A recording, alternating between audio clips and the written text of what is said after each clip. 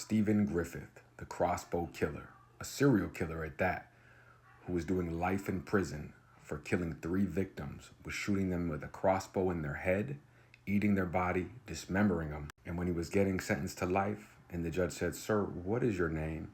He said, "I'm the Crossbow killer." He made up his own nickname. You know about people like that, right? Come on. He had a PhD in criminology. While he was living in the college, he was living a double life. He was fascinated by Manson and the Ripper and all of them, where he would go, find 3 sex workers, and he would brutally kill them. Since he's been in prison, he's been stabbed in the heart with a wooden stake. He's been beaten on, urinated on, and just recently, on Valentine's Day, had his whole jaw broken. Let's get into it. Stephen Griffiths. As a teenager, he was arrested for attacking a supermarket manager with a knife, for which he only received a 3-year sentence in a young offenders institution. This asshole would go on, after his release, to study psychology and criminology, ultimately getting his master's degree at the University of Bradford. While getting his degree, he'd ultimately claim the life of 3 women. He'd get caught on CCTV as the owner of the apartment where he was living found out about his criminal history and put the camera in there specifically for him, where when he was killing one of his victims and dragging her into the room, he'd smirk at the camera, come back outside and flick it off, which would ultimately be used against him in court, obviously. Right, asshole, man.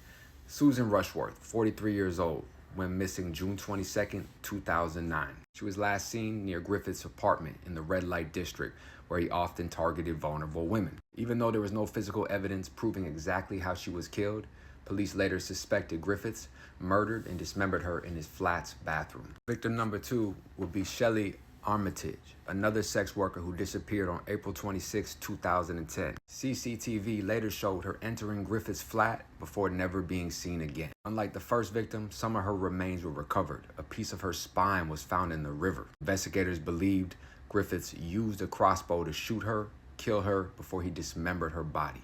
What the fuck did the landlord put any of these cameras in here for? I mean, the fuck? And the third victim, Suzanne Blarmaris, who would end up being one of the reasons he gets his ass whooped, was last seen entering Griffith's flat on May 22nd, 2010, where he would be caught on CCTV murdering her with a crossbow. He shot her in the head with a bolt before dragging her body back inside. Her remains were also found in the same river, floating around in plastic bags where they found the spine of his other victim. Inside the flat, police found a crossbow and bolts stained with blood, bone fragments in the bathroom drain indicating body disposal, bloodstains on the wall, computer searches on murder, cannibalism, and serial killers. His laptop contained searches for how to kill and cook human flesh. They also recovered remains of Shelley Armitage and Susan Blarmaris in the river as stated before. Details of the CCTV. The security footage came from inside the apartment complex. It showed Griffiths shooting Blarmaris in the head with a crossbow before dragging her body back into his flat. After disposing of the body, Griffiths looked up at the security camera, smirked, and as if proud of what he'd done, flicked it off. The chilling moment showed his complete lack of remorse and sense of superiority, which later reinforced his own nickname, the Crossbow Cannibal. The building caretaker reviewing the footage saw Griffiths killing Blarmaris with a crossbow and dragging her body back inside. The caretaker immediately called the police. The police raided Griffiths' flat on May 24, 2010, arresting him without resistance. During his arrest, Griffiths smirked and told the officers, "I've killed loads." I bet he has. His trial in November 2010, he confessed to all 3 murders. When the judge asked him his name in court, he chillingly replied, "The Crossbow Cannibal." He never showed any remorse, often smirking and disengaged. The trial lasted only 10 minutes as Griffiths pleaded guilty to all 3 counts of murder. Sentencing on December 21st, 2010, Griffiths was sentenced to life in prison without parole. This is a picture of him flicking off the camera after he was caught dragging the woman in there. He went back just living his normal life. Here's another picture of him walking in there with one of the other victims. It's just crazy that it took this long to get his ass, for real. I mean, you have cameras in the building. You're eating people, shooting them with crossbows in the hallway. Man, if someone's dog barks too loud, they almost get evicted where I live. How is this even possible? Anyway, let's get into it. 2019, Stephen Griffiths cheated death in prison for the first time in a prison cell attack when a fellow inmate tried to plunge a stake through his chest. try to Count Dracula his ass. Griffiths was attacked in his cell by another inmate who had smuggled in a sharpened wooden stake. The assailant stabbed him in the chest, puncturing his heart, leaving him bleeding profusely before officers could intervene. He underwent emergency service in the prison infirmary. He would make a recovery, and Griffiths was transferred to another facility for his safety. 2024.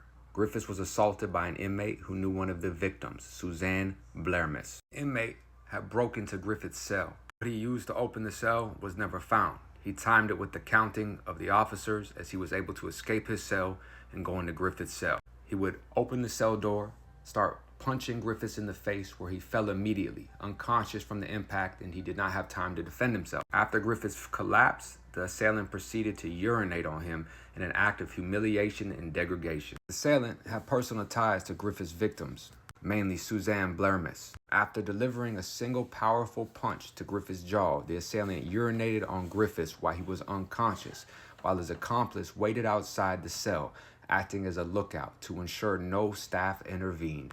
Medical staff arrived on the scene and confirmed Griffiths had sustained a concussion, a fractured jaw, was transferred to the infirmary for treatment. Stitches and treatment. Griffiths was treated for facial lacerations, pain management.